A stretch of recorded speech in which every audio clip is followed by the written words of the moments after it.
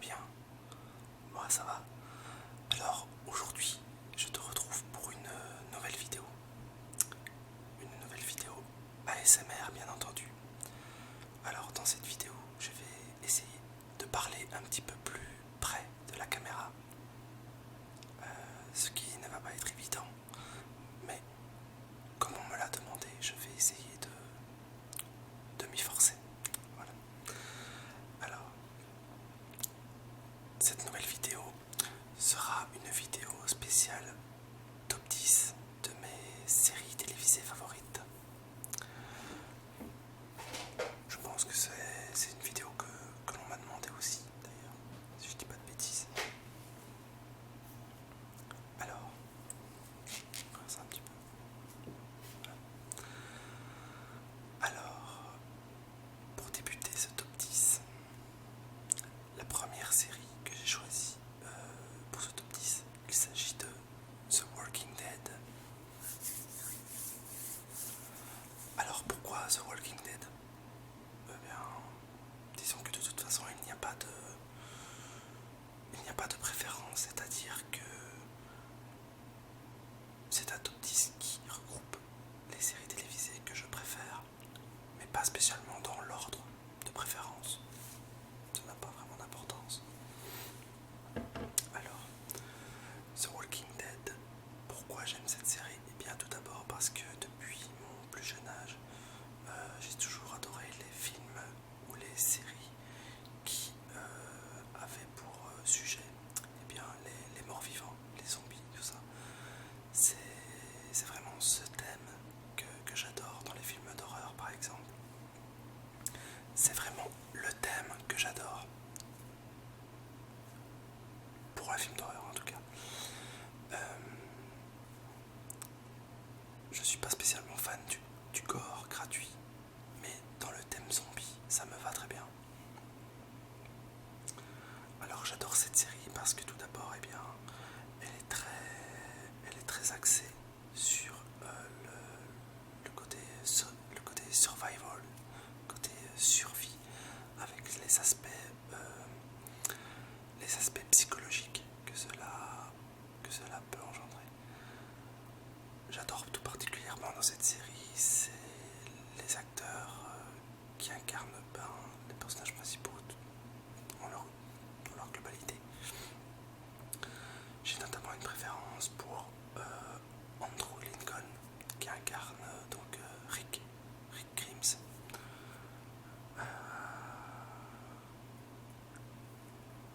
Et alors, un des personnages que j'adore aussi tout particulièrement dans cette série, c'est le personnage de Carol, qui est vraiment un personnage qui évolue sous tous les aspects d'ailleurs. Elle évolue d'un point de vue physique, mental et psychologique tout au long de la série, et j'adore ça. Alors, il faut savoir que cette série a reçu un succès énorme. Elle en est maintenant à sa 7e saison. Elle a été nominée plusieurs fois pour les Golden Globes notamment. D'ailleurs, elle a eu une récompense, elle a eu une ou plusieurs récompenses aux Golden Globes justement, il me semble. Alors, pour la petite anecdote, il faut savoir que spécialement pour cette série, il a été mis en place une académie, une zombie school, comme ça ils s'appellent. Donc c'est une école où les acteurs qui sont sélectionnés pour la série s'entraînent en fait à être de bons zombies, on va dire ça ainsi. Car jouer le rôle d'un zombie n'est pas chose si aisée. Il y a des mouvements à avoir, des gestes, une vitesse aussi. Faut pas que ça soit saccadé, faut vraiment que ça soit tip top et tout. Donc il y a une école du zombie qui a été mise en place, donc où ils apprennent à marcher, à se comporter.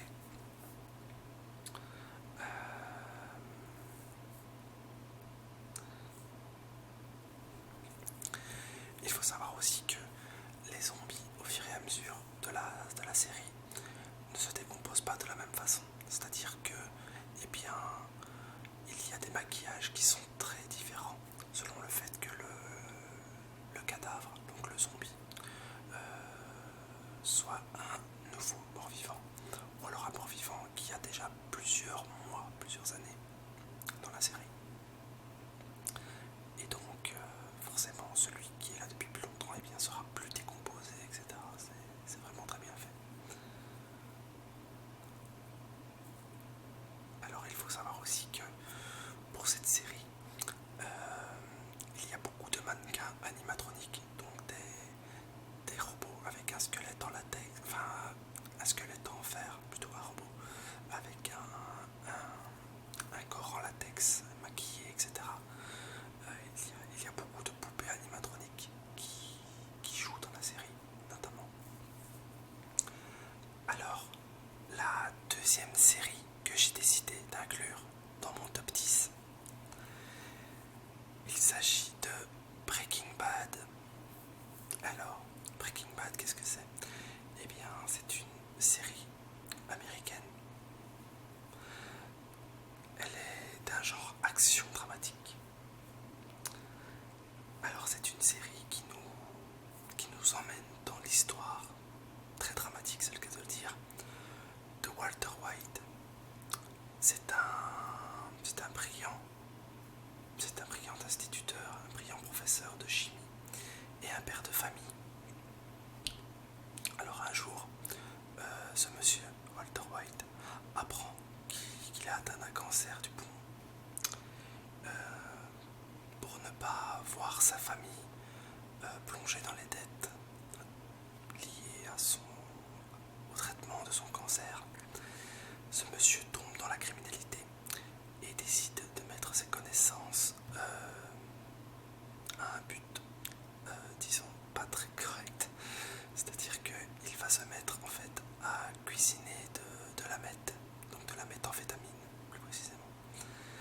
Et pour pouvoir la vendre, il va s'associer à un de ses anciens élèves qui s'appelle Jesse Pinkman, voilà. Donc Jesse Pinkman qui est une petite frappe toxico mais qui connaît beaucoup de monde dans le milieu de la drogue. Alors l'histoire elle se déroule à Albuquerque dans le Nouveau-Mexique.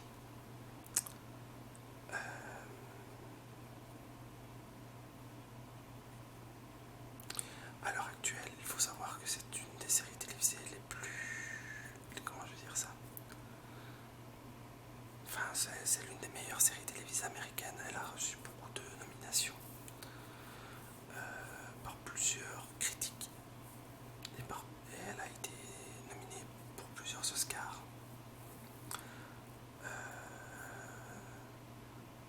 Qu'est-ce que je pourrais dire d'autre? Au niveau des acteurs que je préfère dans cette série, il y a bien sûr Bryan Cranston qui incarne Walter White. Et il y a également Bob Odenkirk qui interprète Saul Goodman. D'ailleurs, Saul Goodman, il y a eu une série il y a eu une série télévisée juste après The Breaking Bad où on voyait en fait les débuts du personnage de Saul Goodman, qui est un avocat véreux en fait. Et le troisième personnage que j'adore dans cette série, qui est vraiment très charismatique, il s'agit de Jonathan Banks. Donc, il interprète Mike Ehrmantraut, pour ceux qui connaissent. Alors, pour accompagner ce top 10, je me suis dit pourquoi pas faire un petit peu de tapping, tant qu'on y était, faire un petit peu de tapping.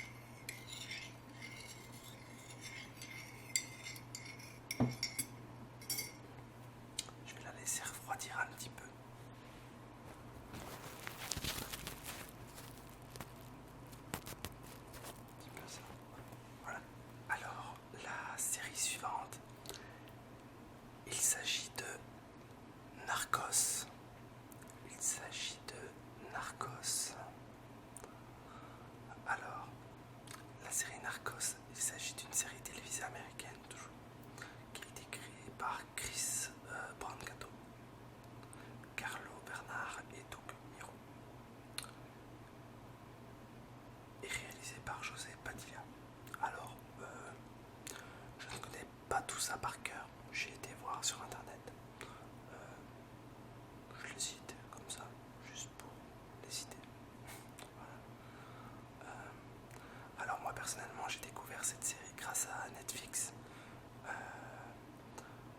Donc en fait au tout début quand je me suis abonné à Netflix, eh bien, c'est l'une des premières séries que j'ai regardées sur ce service. Apparemment, donc, ce serait disponible depuis le mois d'août 2015. Alors Narcos, qu'est-ce qu'il nous raconte? Eh bien, donc, Narcos nous raconte au travers d'histoires vraies, de témoignages et un petit peu de fiction également, la vie et la cavale jusqu'à la mort d'un des plus puissants narcotrafiquants du XXe siècle. Il s'agit de Pablo Emilio Escobar Riviera. Alors, celui-ci en fait était à la tête du cartel de Medellín.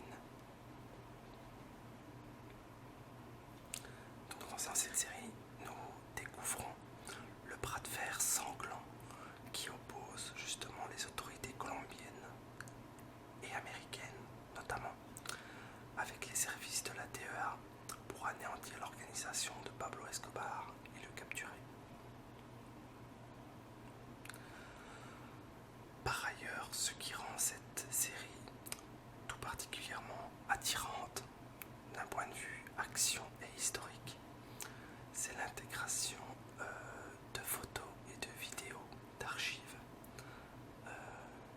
Par exemple, pour vous donner un exemple justement, à un moment donné dans la série, Pablo Escobar commandite un attentat visant à tuer un haut dirigeant de Medellín.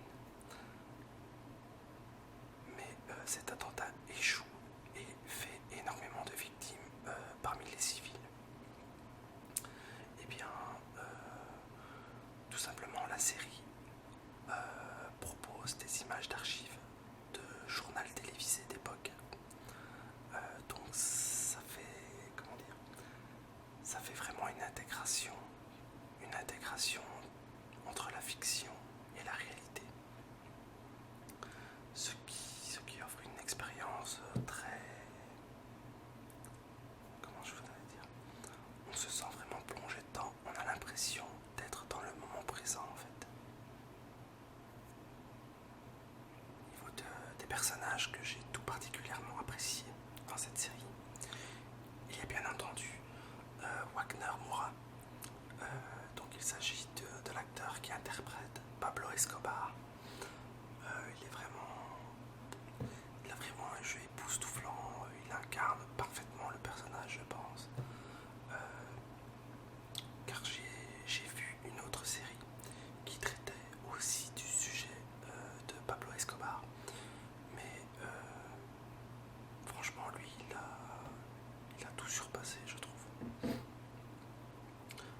Le deuxième personnage que j'ai vraiment adoré dans cette série, c'est Pedro Pascal, qui incarne Javier Peña, qui est un agent de la DEA. Et également Maurice Conde, qui incarne le colonel Horacio Carrillo. Franchement, ces personnages-là m'ont vraiment... c'est eux qui m'ont tenu accroché à la série par leur jeu, par les rebondissements dans lesquels ils étaient liés, justement. Voilà. Je vais prendre une petite gorgée de ma tasse de café.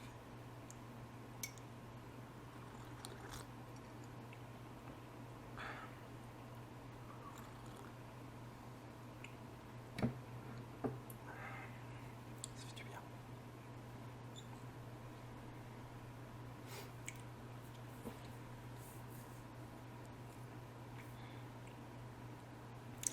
Alors, la série suivante, c'est une série qui a vraiment marqué mon enfance en fait.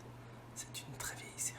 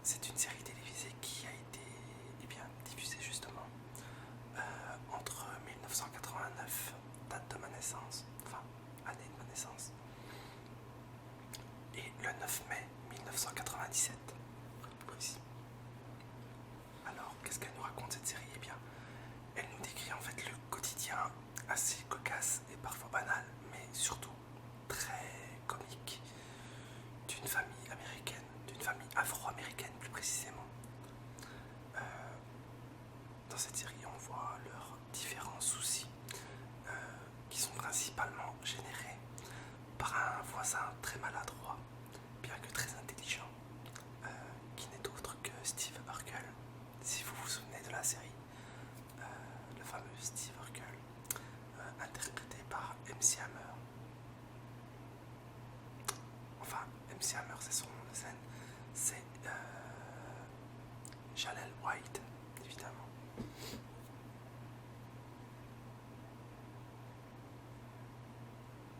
Alors cette série, elle se déroule à Chicago, plus précisément.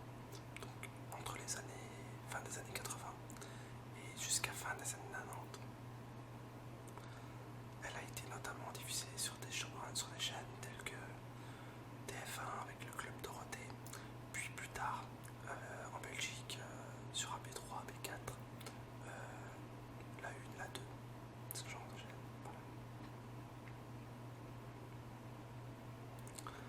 Alors, moi, les personnages que je préférais dans cette série, c'est Carl Winslow, le policier, le chef de la police là. Il était super drôle. Enfin, j'adorais voir les situations maladroites dans lesquelles il pouvait se fourrer parfois, ainsi que Steve Urkel d'ailleurs. Donc Steve Urkel qui est interprété par Jaleel White. Alors, la série suivante, donc la 5e série que j'ai décidé de mettre dans mon top 10, il s'agit de Sons of Anarchy. Alors, c'est une série télévisée de type drame thriller, avec pas mal de scènes d'action aussi, qui a été diffusée entre 2008 et 2014. L'histoire se déroule à Charming, qui est une ville fictive du comté de San Joaquin, en Californie. En fait, il s'agit d'une lutte sans merci de territoire entre des dealers, trafiquants d'armes et un club de bikers, le Motorcycle Club, MC en anglais. Alors, ce club, justement, qui est nommé Sons of Anarchy, Motorcycle Club Redwood original, ou abrégé en SAMCRO, fait régner l'ordre justement à Charming. Au début de la série, c'est Clay Morrow qui est le président des SAMCRO et patron du garage Taylor Morrow, ainsi que Jackson Taylor, vice-président du même club. Et au fur et à mesure en fait que la série va avancer, et bien Jack Taylor,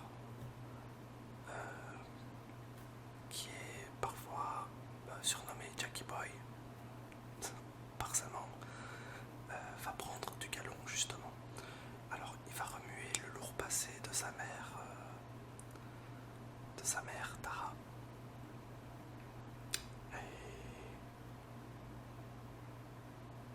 Non, pas Tara, sa mère c'est... Oh, je sais plus. Non, sa mère c'est Gemma. Voilà.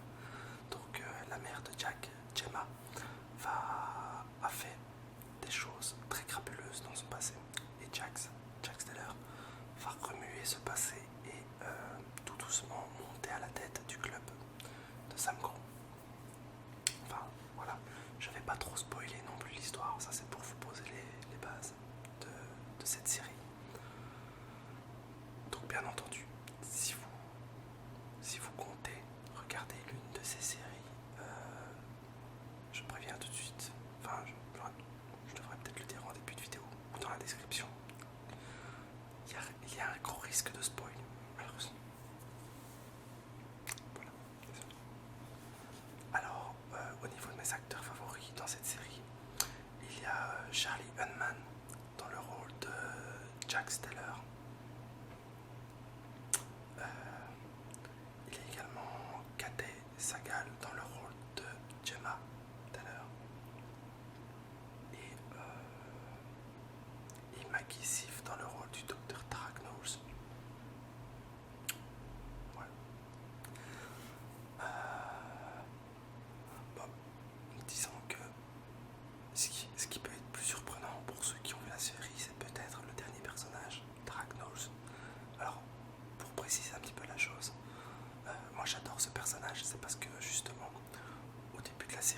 c'est une personne correcte, qui est très fragile en plus, moralement qui est très fragile. Et au fur et à mesure de la série, eh bien, elle prend énormément confiance en elle, et ça devient un personnage clé au fur et à mesure des saisons. Et ça, c'est vraiment chouette.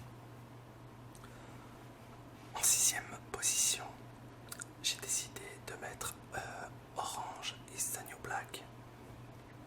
Alors, Orange is the New Black, ou de son titre québécois, L'Orange lui va si bien, est une série américaine comédie dramatique qui est diffusée depuis le mois de juillet 2013.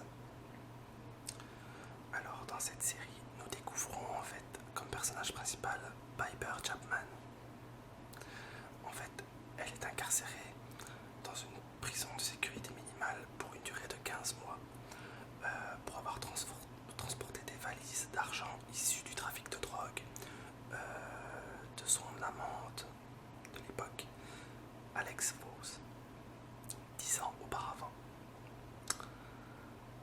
Elle tente de se faire à la vie de prison, entre autres en se faisant respecter et en intégrant un clan et en se rebellant de temps à autre, se faisant ainsi aimer des prisonnières influentes de la prison.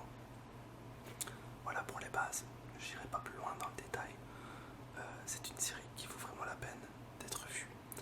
Alors même si, après quelques épisodes, on aurait tendance à se dire « Ouais, mais cette série, en fait, ce qui fait un petit peu vendre, c'est le fait qu'on voit souvent des nanas un petit peu dénudées, c'est vrai. Même très fortement dénudées, faut avouer. Au-delà de cela, on nous propose vraiment un scénario très travaillé. Une fois qu'on a passé cette étape dans la série, où on voit beaucoup de scènes sexuelles, on se rend compte après qu'il y a beaucoup de scènes dramatiques, d'action, mais surtout dramatiques, oui. Et c'est vraiment très prenant. Il y a des personnages qui sont vraiment très attachants, notamment le personnage de Pussy Washington, qui est interprété par Samira Wiley, qui malheureusement ne va pas continuer dans toutes les saisons. Ça, je vous laisserai découvrir le pourquoi en regardant la série, pour éviter de trop spoiler justement. Alors, il faut savoir que la série est aujourd'hui encore en production, et actuellement une 5e saison est en train d'être tournée. Voilà. Au niveau de mes actrices favorites, parce qu'il y a beaucoup d'actrices, très peu d'acteurs en fait, finalement. Il y a Taylor Shining dans le rôle de Piper Chapman, Laura Prepon dans le rôle de Alex Vos, évidemment, et le personnage de Pussy Washington, interprété par Samira Wiley. Alors franchement, moi je vous conseille cette série, elle est vraiment très très chouette. Même pour vous les femmes. Franchement, moi j'ai regardé cette série avec ma compagne. Quand j'ai vu le nombre de scènes dénudées qu'il y avait, je pensais pas qu'elle allait accrocher. Et finalement elle a adoré. Donc, voilà.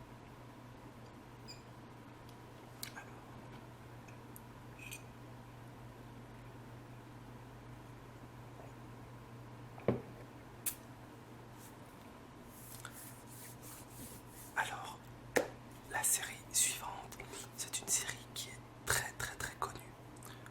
C'est une de mes séries favorites, bien évidemment, puisque je l'ai mis dans mon top 10. Mais je pense que c'est même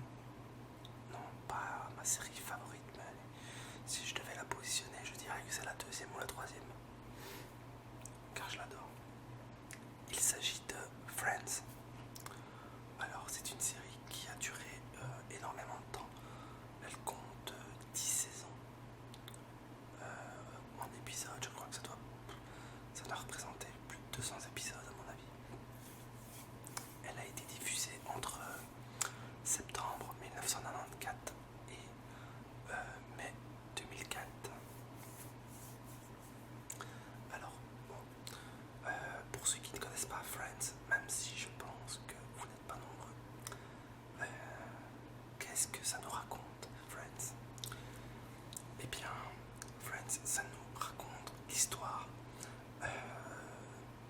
de plusieurs jeunes personnes colocataires. Donc, pour mettre les bases, il y a d'abord Monica Geller, une jeune cuisinière d'environ 25 ans qui vit dans un appartement situé à Manhattan, dans le Greenwich Village. Un jour, son amie d'enfance, Rachel Green, qu'elle n'avait plus vue depuis des années, lui rend visite après avoir rompu avec son fiancé le jour de leur mariage. Rachel devient alors la nouvelle colocataire de Monica et elle s'intègre sans problème à son groupe d'amis qui est composé donc de Phoebe Buffay, l'ancienne colocataire de Monica, de Ross Geller, le frère de Monica. Il y a également Chandler Bing, qui est le meilleur ami de Ross depuis l'université, et Joey Tribbiani, qui devient le colocataire de Chandler. Et Joey Tribbiani, en fait, c'est un personnage qui est acteur, donc il joue le rôle d'un acteur, voilà. Un acteur assez raté, malheureusement. Donc, la série raconte la vie quotidienne de ces six personnes. Dans la description, je vous mettrai notamment deux petites vidéos qui résument assez bien l'ambiance et le comique que j'adore dans la série Friends. Donc, je vous invite à aller voir ces deux petites vidéos que je mettrai dans la description. Alors, si je devrais choisir des personnages dans cette série que j'adore tout particulièrement, alors je les adore tous, c'est ça le problème, mais les deux personnages qui ressortent pour moi de cette série, c'est Phoebe Buffay et Joey Tribbiani, parce qu'ils ont un humour qui m'éclate tout simplement. À chaque fois que je regarde un épisode, ces deux-là me font effondrer de rire. Voilà. Alors ensuite, nous arrivons déjà à la 8e série. Et comme 8e série, j'ai choisi Prison Break, qui est une série télé américaine toujours. Il s'agit d'un drame thriller. C'est une série qui a été créée en 2005 et qui compte 4 saisons.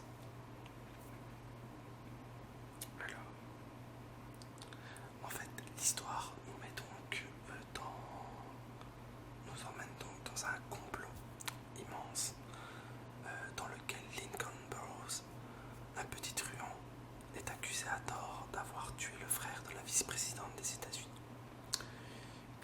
Il est condamné à mort et incarcéré dans le pénitencier d'État de Fox River en attendant de recevoir sa sentence.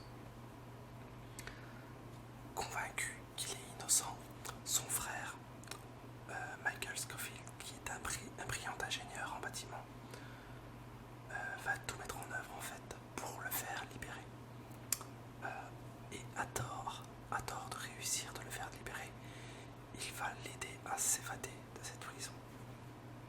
C'est comme ça que la série pose sa base. Bien entendu, le cartel qui est à l'origine du complot va tout faire pour empêcher les deux frères de s'évader.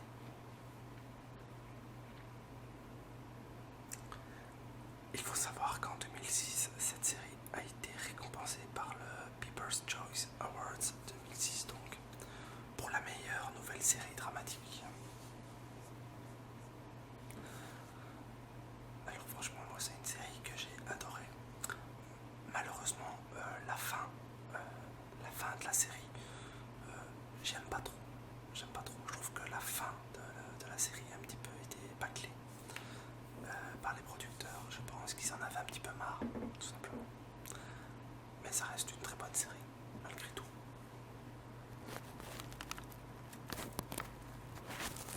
En 9e position, j'ai décidé de mettre la série Malcolm.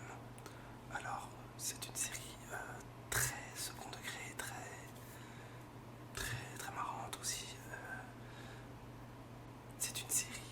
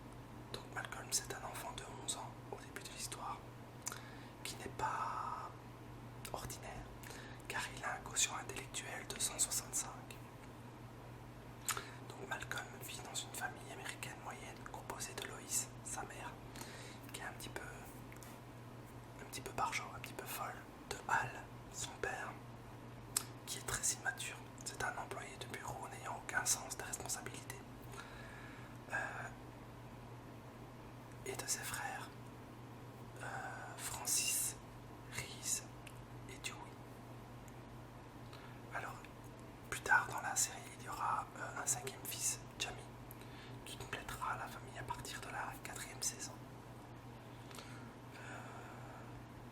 Il faut savoir qu'au début de la série, donc il y a Malcolm, Francis et Dewey. Si je dis pas de bêtises. Je ne sais plus exactement, ça fait longtemps. Alors, justement, ce qui fait le charme de cette série, c'est le côté banal et à la fois réaliste. On nous montre en fait une famille normale américaine, enfin, dans laquelle beaucoup de familles américaines peuvent s'identifier justement dans des situations très burlesques et second degré.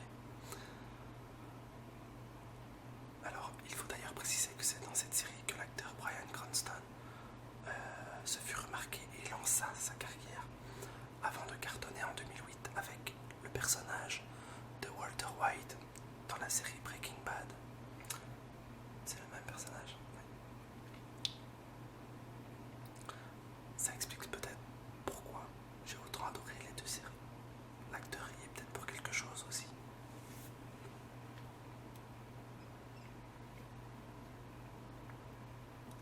Alors, je vais clôturer ce top 10 avec donc la 10e série. Il s'agit de Urgence. Alors, Urgence, c'est une série que je regarde depuis que je suis gamin et encore aujourd'hui, je regarde.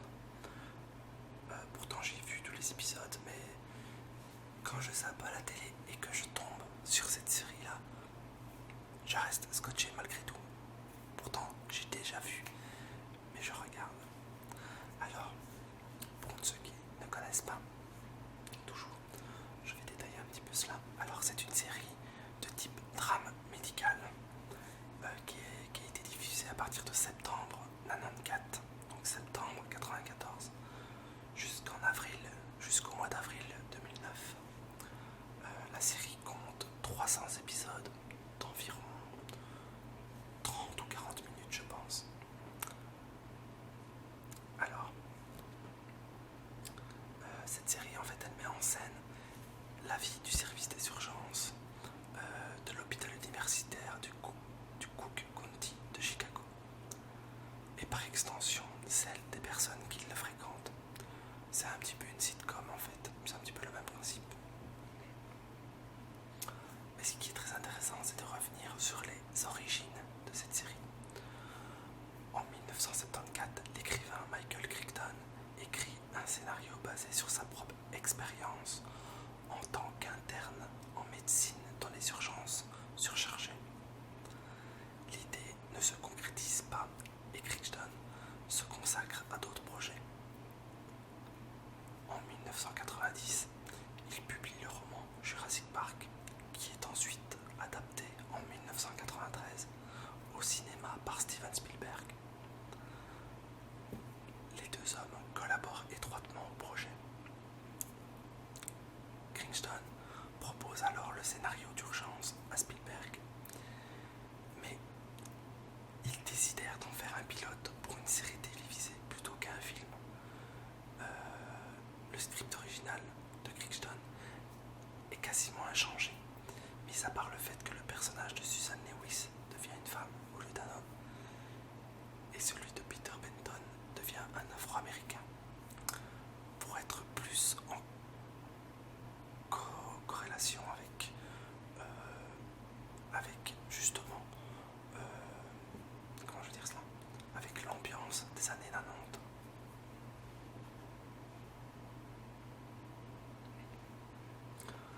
Au niveau des personnages favoris, je pourrais vous en citer beaucoup. Il y a le docteur John Carter, le docteur Peter Benton.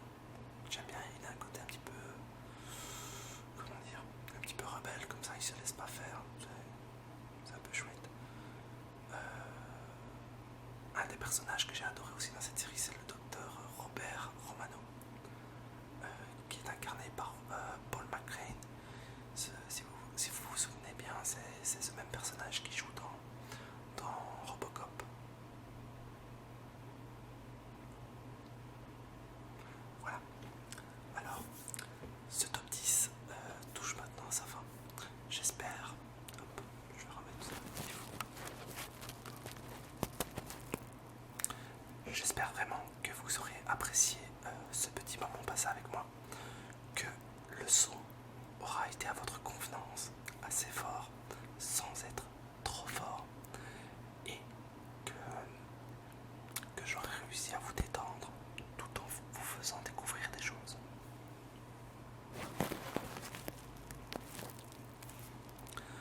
Sur ce,